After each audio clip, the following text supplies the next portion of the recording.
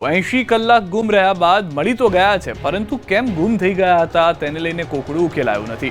ત્યારે આ મામલે હવે ભારતીય આશ્રમ ટ્રસ્ટે મહાદેવ ભારતી બાપુ વિરુદ્ધ કાર્યવાહી કરી છે।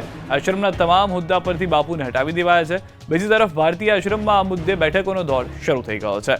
સાધુ મંડળે માંગ કરી છે કે આખરે મહાદેવ ભારતી બાપુ શા માટે સુસાઇડ નોટ લખી આશ્રમ છોડીને જંગલમાં ભાગી ગયા।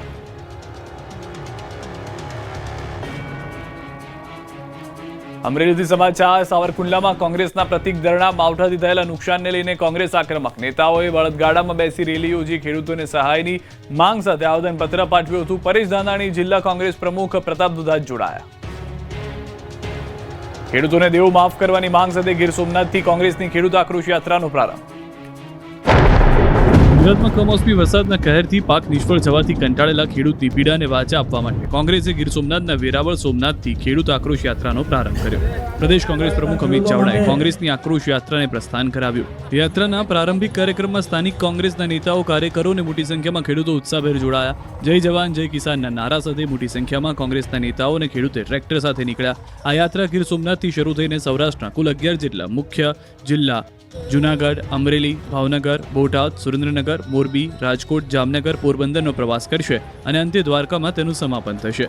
13 નવેમ્બર સુધી યાત્રા ચાલશે। કુલ 900 કિલોમીટરનું અંતર કાપશે।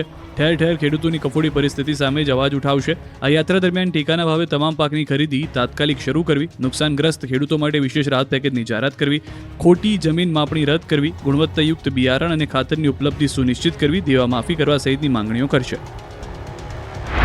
આ તો શરૂઆત કરી છે અને અમારી સ્પષ્ટ માંગણી સરકાર પાસે વારંવાર રહી છે કે આ તકલીફના સમયમાં જે ખેડૂત આર્થિક રીતે પાયમાલ થયો છે એના સંપૂર્ણ દેવા માફ થવા જોઈએ અને સાથે સાથે જ્યાં તકલીફનો સમય છે અને વારંવાર આવું થાય છે ત્યારે પાક વીમા યોજના સરકારે પોતે તાત્કાલિક શરૂ કરવી જોઈએ।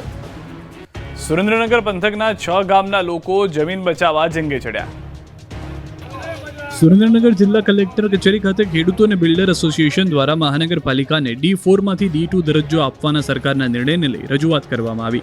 આ નિર્ણયના કારણે દુધરેજ, ખેરાળી, ચમરાજ, મળોદ, મૂળચંદ, ખમીસાણા સહિતના 5 થી 6 ગામના ખેડૂતોની જમીનમાં 40% જેટલી કપાત થવાનો વારો આવ્યો છે, જેના કારણે ખેડૂતોને નુકસાન થઈ રહ્યું છે અને તેમની ખેતીની જમીન વેચવામાં મુશ્કેલી પડી રહી છે।